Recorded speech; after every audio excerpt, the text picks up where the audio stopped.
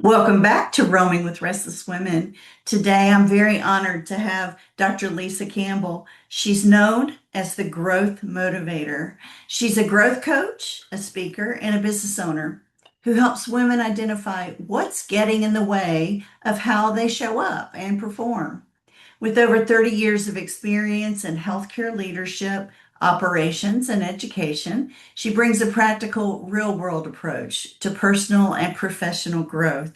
Her work focuses on helping women move forward with clarity, confidence, and intention.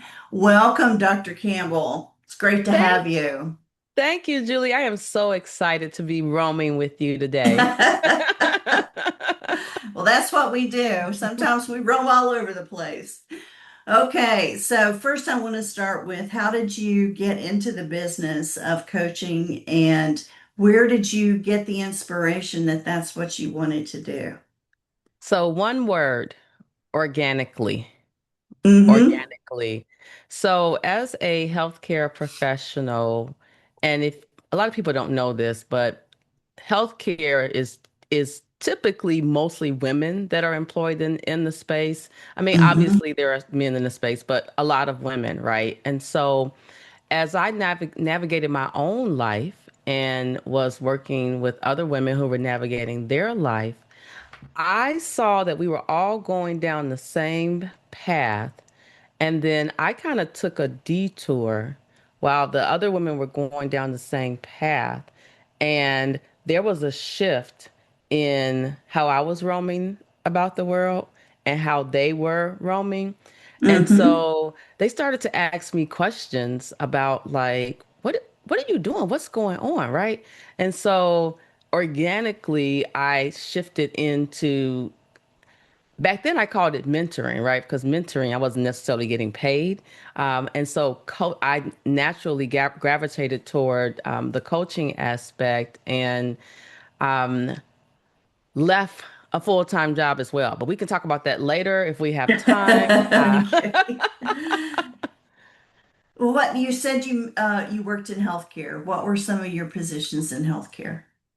So I started off in healthcare as a medical assistant, and that's because I thought I wanted to be a nurse. I come from a family of nurses, and so I entered healthcare there. And I was young. I'm 53 now, right? So I was young. I was like going to take the world by storm as a nurse, right? And so I got into the clinic setting. And after a couple of years, I realized I don't care what hurts, how long it's been hurting. This clinical stuff in front of people, not for me. And Okay. so, yes. And so, prior to working in the physician's office, I was a manager at McDonald's.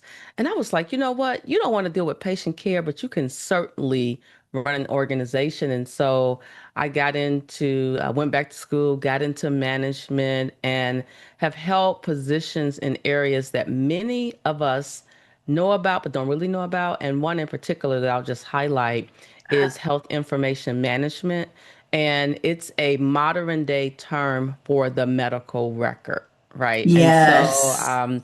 as a part of that, I've worked with managing the medical record, but also another part, I like to educate when I'm on the podcast as well, because there may be a Absolutely. younger woman who's trying to figure out what they want to do, or even older. And so the other aspect was medical billing and coding and compliance. Huge. That is a huge space. I also have a background in, well, at least in my consulting work, working with healthcare companies, putting in electronic medical record systems, that sort of thing. So I'm right there with you. And the whole coding, that's the key to pretty much everything that happens in our healthcare system. It And the wrong is. code can screw up your life. Absolutely, absolutely. And you know, what's so You funny, either get Julie? paid or you don't get paid. Well, and the funny thing, what's literally happening, unfolding right now is that I was just speaking with a nurse practitioner yesterday who said, "Do you still do billing and coding?" I was like, "Not really. I mean, I have all my credentials, I do, but I don't." But anyway, she was like, Blue Cross Blue Shield is stressing me out because they basically have decided that they're going to just automatically reject things without asking for any additional documentation, right? And that can impact your revenue stream. And so when I think about my organic journey, I still have people calling me about medical billing and coding. And if I decide that I'm going to support them, I'm also coaching them simultaneously, which Hmm. allows me to be in a sweet spot where Lisa is happy. Yes, Lisa, absolutely. Lisa is happy. Absolutely. Well, what do you enjoy the most about helping women grow? So number one, and I want to be very transparent to your listening viewing audience. Before Lisa could help others grow, she had to do some self-analysis of what was going on with her, right? Hmm. I realized that I wore this mask, this identity of what I thought I had prepared for, right? I was becoming this entrepreneur, the CEO of this brand. And so when I took a hard look at Lisa, I realized that that was not what I was supposed to be doing. But what that did was when I got rid of that identity, it allowed me to support women in a place of helping them identify whatever their mask is, right?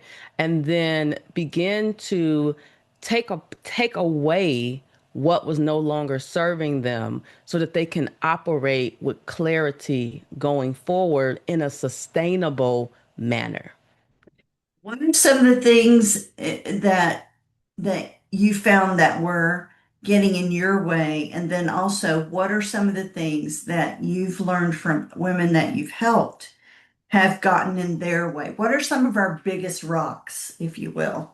Oh my gosh, Julie. You know, one of the things I love about being on podcasts is that we generally don't know each other. No, And not at all. no, and we're chatting from across the country, right?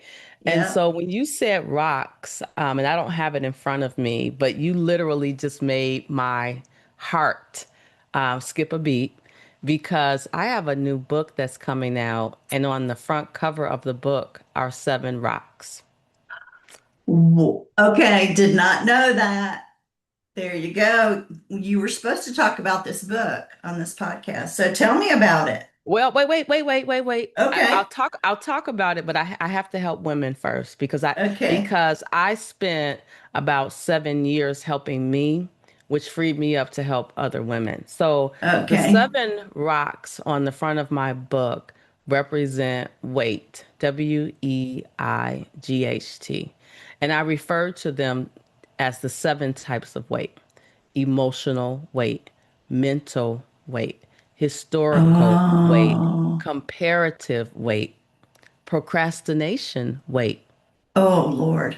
commitment weight, and then lastly, physical weight. So those were the seven things that I recognized in myself that I didn't have a name for initially. And as I started to work on me, and then organically, women started coming to me. I Uh-huh. recognized that it wasn't just me. So I knew something was unraveling inside of me. And then when I started to unpack it and name it, and then started to work with other women, we all were like, we're not crazy. We are really carrying these invisible burdens that are preventing us from becoming, right? Like not the person who you were when you were 19, 20, 30, 40, right? I've realized every decade if you water your own grass, not the one outside, but the one Yeah. around you as a person, you will experience some growth. But what many of us do is allow our grass to turn brown.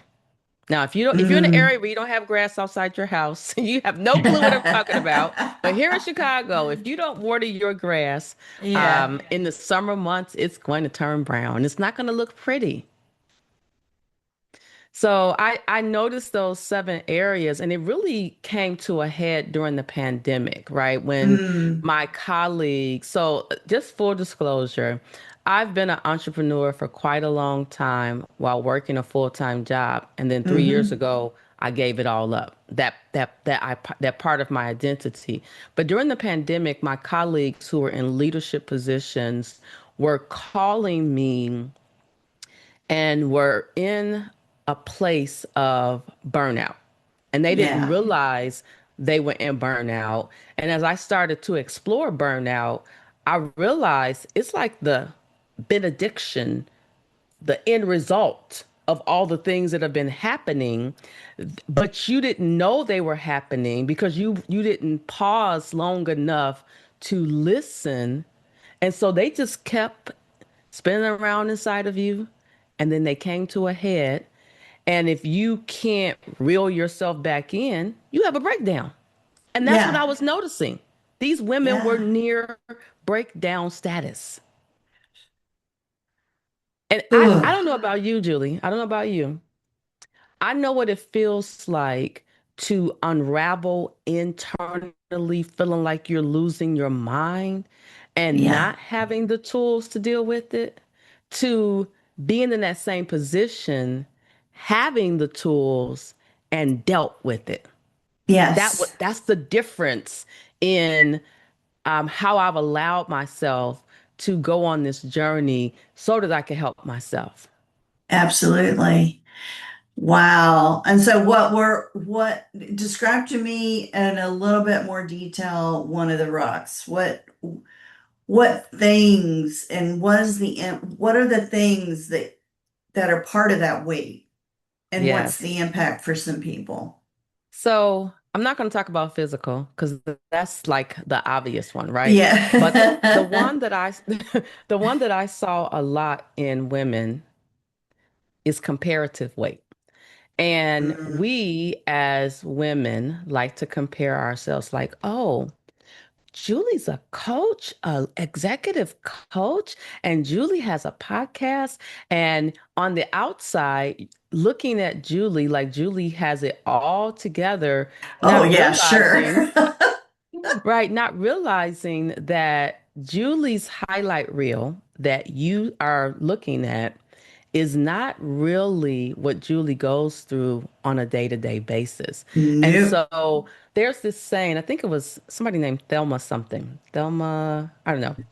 But she said, I think it was her, comparison is the thief of joy.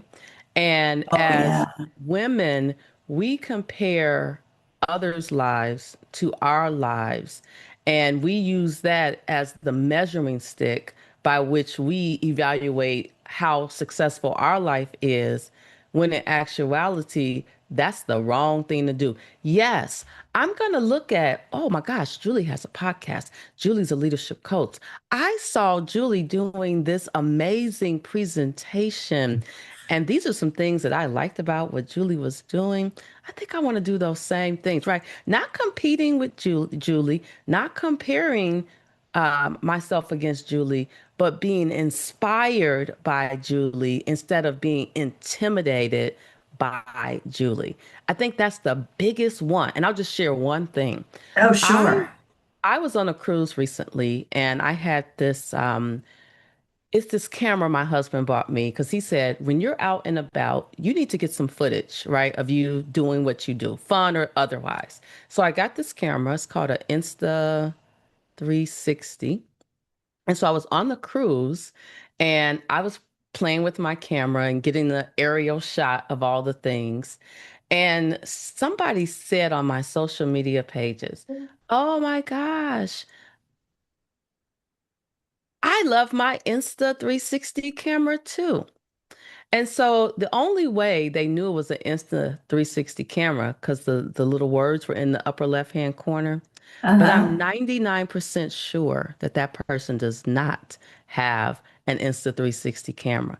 But what we tend to do is always try to one up somebody else. That's Uh-huh. comparison. You're not comfortable in your own skin. When you Mm-hmm. get comfortable with you, you will start to identify those weights that's been holding you hostage and start to release and move forward with clarity, with more intention, right? So the title of Absolutely. your podcast is roaming with the restless woman. I used to be a restless woman until I started throwing those rocks on the other side of the world. Well, my definition of restless is a good definition because it's to me it means that I'm never done growing. I'm never Yes. done, I'm always searching and seeking. But that's how I look at restlessness. I could look at it in the negative, it being always constantly not satisfied. But that's not how I feel about it. Yes, but You you know know, what, Julie? Many women are the opposite of I your know. definition.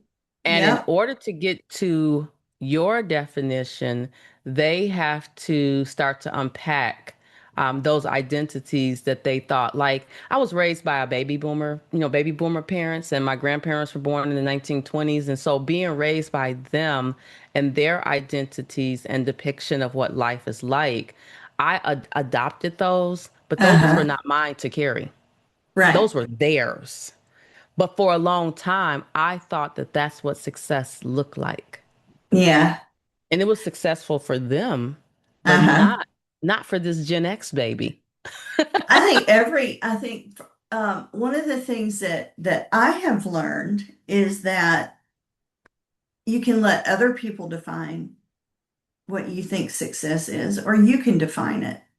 Hmm. And it took me a very, very, very, very long time to realize that I could define my own idea of success.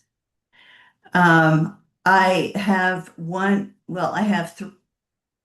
I have three sisters, one of each kind, I say.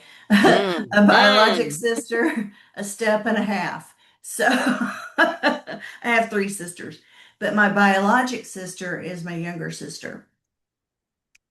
And she and her husband, um, if you take the ideal of success, you would put them on a poster. Mm. Multimillionaire, millionaire, self-made, a whole three sons, a generational homestead farm, not really homestead, but a compound, I should say. Mm. Their kids live all within like 5 minutes of them. They've got grandchildren popping out here, there, and everywhere. And they're incredibly happy. And for a long time, I compared my life to her life and didn't would look at myself and say, what's wrong with me? Why can't I do X, Y, and Z? Why can't I have X, Y, and Z? And it wasn't until I literally let all of that go and decided what my success looked like that my relationship with her became solid, mutually beneficial, mutually loving, no more, and it was jealousy, it was envy, no more of that. Every once in a while I'll get a pang, you know. I'm human, when I had built a little bitty sandbox in my back. I live in a condo, so we don't have a lot of yard. I built a little bitty sandbox for my grandson. I have one. And she built a full-scale playground with a sandbox that's probably the size of my living room, for her grandchildren. And as soon as I saw that, I had that pang and I went, wait a minute. I'm I'm giving my grandson just as much joy as she's giving her grandchildren. Why would I be jealous of that? Just because it's bigger, who cares? It's the Thief same of joy. joy. Thief It's the of joy. same. Yes, That's the exactly. perfect example. But what you did, Julie, Hmm. was recognize how it was attacking you and you attacked it. Yeah. I didn't let it, I refused to let it take away that joy that I have with my grandson or the joy that I have in my relationship with my sister. It's Hmm. precious to me and I'm not giving that up for anything. I love that, Julie, because you know what you just demonstrated? That if you identify, name it, you can release it. If Yeah. if you are willing to do it, you valued your relationship with your sister over the perception of the perfect life, right? Uh, Yeah. What good is that doing me? it's not serving you. No, not at Mm-mm. all. Not at all.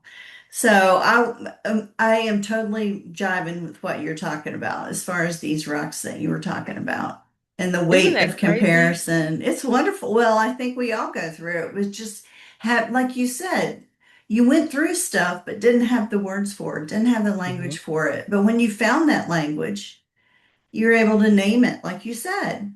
Name Hmm. it. Once you name it, it becomes less mysterious and less scary. Absolutely. And then But you give yourself a choice. yes. Now, when you're in the identification and naming process, it's very uncomfortable Totally. because you have to let go of some things that you thought were supposed to be with you. Right. And sometimes they're not. Right. And it is difficult. It is difficult when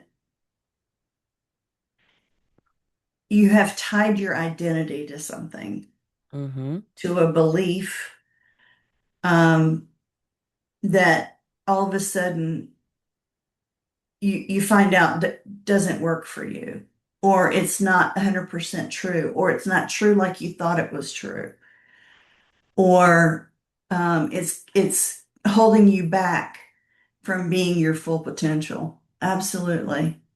Julie, Yeah. I I started my first business in 2002. And I was proud to be the president and CEO of Physician Practice Resources Incorporated. She was my identity.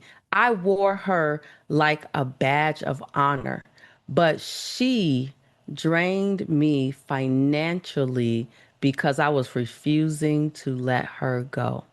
And when I Mm. let her go in 2023, my life has been amazing. And I don't ask myself, why did I hold on to her for so long? There were some lessons that I learned in that process that I can help others with, but also have been able to help the future version of Lisa with. So, there's that old saying, if you don't learn the lesson, did it learn you? So Yeah. I learned the lesson in my second business. And so as a woman leader in healthcare, where there's typically a lot of men, right? We deal with, I'm not gonna even say the word of what we deal with when we think Yeah. we shouldn't have the things, right? I don't want to even say that word because I'm so tired of hearing the word that starts with an I. Um, Yeah. but it has literally freed me up to help women leaders put on their boxing gloves and fight, right? Literally fight for their place and not fight externally, but fight internally so that externally you can experience that change. Yes. And that is key is in order to succeed in a fight, you have to know what you're fighting. Hmm. And what you really are fighting most of the time is not outside of yourself. It's all inside yourself. And once you win that fight, you've won. Hmm. Hmm. Hmm. And it doesn't hurt other people. It and it helps you. So I think it's awesome. It's awesome. I love that. I love that. Yes.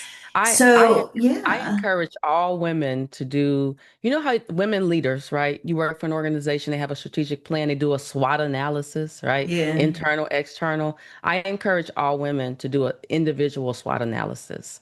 You will find out some things about yourself that will help you release and move forward. Yeah. And the other thing is, do you actually have a strategic plan for your life, whether it's for the next month or it's for the next 10 years or for the Hmm. rest of your life? Do Hmm. you have something that you're working for towards? Do you have something that is your North Star? Um, and just saying, I want to live my best life, that's not help. You have to say exactly, what it is that you're either wanting to learn or wanting to achieve or wanting to give back to the world or whatever it is. But it has to be more explicit than I want to live my best life. Yes, yes. And you have to put systems in place to achieve said thing. All right. Yeah, James Clear, author of Atomic Habits, talks about we don't fall to the level of our goals. We fall because we don't have a system in place to accomplish the goals. Like one right. system I have, 9:30 to 12 o'clock, Monday, Tuesday, Wednesday, and Friday on my calendar is blocked out because I go to water aerobics. And Nice. it again, talking about the weights, it's helping with the physical weight, but it's also helping with my mental weight because I feel better. But I had to put that system in place so that everybody knows I'm not available during that time frame. Now, Yeah. if it's a client for a pretty large project, I may Uh, entertain, maybe. But I set that system in place because the previous version of me was neglecting that part of my life that was needed. yeah. Yeah. It's hard to find the time to do everything. But priorities, if you look at your life and what you're actually getting done, you can tell what your real priorities are. Oh, Julie, I'm Yeah. gonna have to steal that. I have to steal that. Oh Feel my, I'm free. first I'm gonna tell my husband Yeah. Yeah. because Well, I think it's true. I mean, when you have downtime, what do you choose to do with it?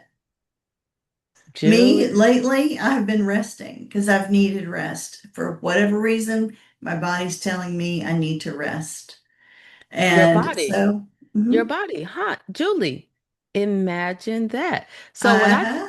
when I talked about the word rest, I realized I was going to sleep at night, but I wasn't resting. So for example, Yep. before we started recording this episode, I told you that I was Mhm. extremely rested. I now know what it feels like to wake up rested from a night's Yes. sleep. I didn't know that before. But the physical rest is not the only type of rest you need. You need a Right. rest from these cell phones. You need a Oh, rest from yeah. people. Yeah. Yeah, I do. I know when I need to be by myself to recharge. I'm not an introvert. I'm not an extrovert. I'm kind of an ambivert. Me too. It depends. Some days I need lots of people. Some days I don't want to talk to anybody, not even my husband. I It's want to just unplug. I want to unplug. I just want to be in my head for a day, because maybe I have something I need to figure out. Or And maybe I just have some emotion I need to process through. Yeah, quieting the noise. yes, You cannot exactly. hear until you quiet the noise. And unfortunately, the biggest noise is you. So you got to Yeah, quiet you first so that you can, reposition yourself. yeah, absolutely. Well, what's next for you? Tell me that. So my new book, how I will Mm-hmm. share the title. This title came as a result of a lot of internal work and crying and all of the Mm, things, but it's titled "Shed the Weight: Achieve Personal Growth by Shedding What No Longer Serves You." mm. When is So it due that's out? Do you have a date yet? August 2026, and yes, Oh, it's coming up. it's coming up. And in September 2026, I'm going to begin a book tour and I'm going to host. I don't even know how I got here organically. My second annual women's conference, which is Women Evolving, Igniting Growth, Healing, and Transformation, and those letters of that conference title come out to the word wait, Oh, WEIGHT. And again, all of this organically unfolded, and I now know that it happened because I stopped waiting. WAITING. yeah, yeah, So that's what's next. I'm gonna kick off this tour. I'm very excited about it, and it's not just like a book tour. It's really a transformational talk. I want women to get in the room together, and we start to identify whatever our thing is, and just be comfortable to look around the room and say, I saw Julie nod her head like 5 times. Okay. yeah, I can start nodding my head, right? Or my biggest one with women, oh, I can start raising my hand. yeah. Because I don't know how many times I've heard women say they are so afraid to raise their hand. Mm, And it's such an effortless thing to do, but if you're weighed down, your hand won't go up.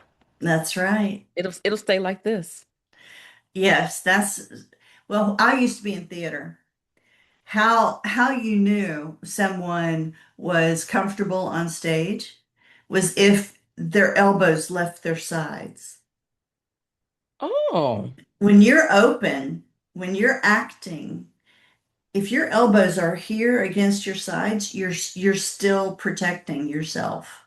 You're not in character. You're not giving to the audience.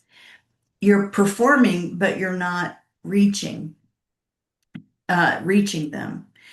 But we used to do exercises backstage. We would do chicken wings, and we would raise our heads up and put our arms out to the side and open. You have to open in order to be able to give and receive.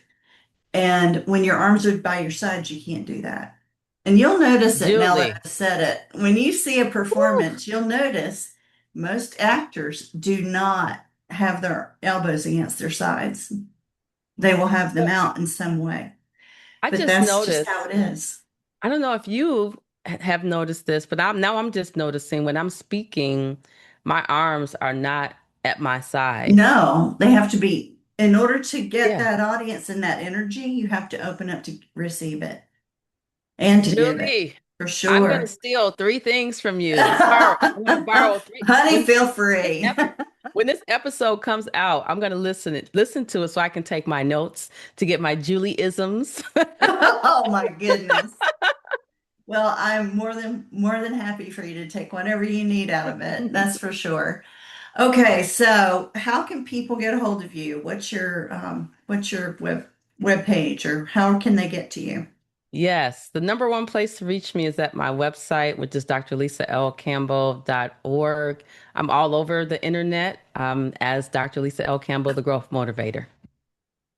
Perfect. I'll put that in the show notes for sure. Now, I have three questions that I ask at the end of every episode. My first one is if you could close your eyes real quick for me and tell me what you see in your mind's eye when I say wise woman. Mm, the woman who resigned from that job.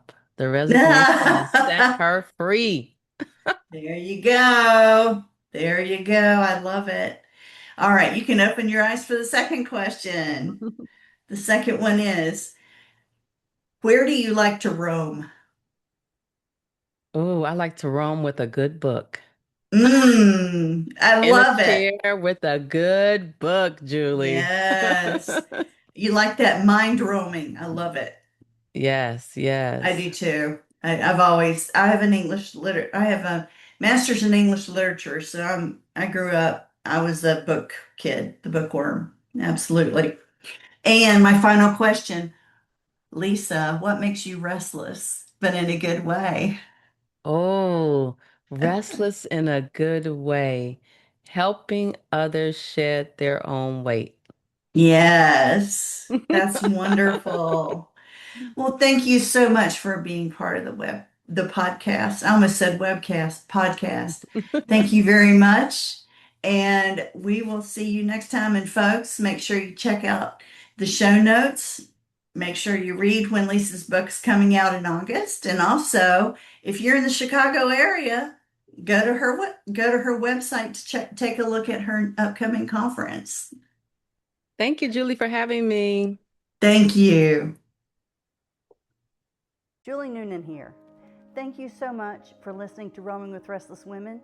If you're a successful senior woman leader who would like to be on this program, please visit podcast.intuitivewisdomcoach.com. If you enjoyed this interview, please share this episode on social media and make sure to subscribe so you don't miss any future episodes. Your thumbs ups and reviews go a long way.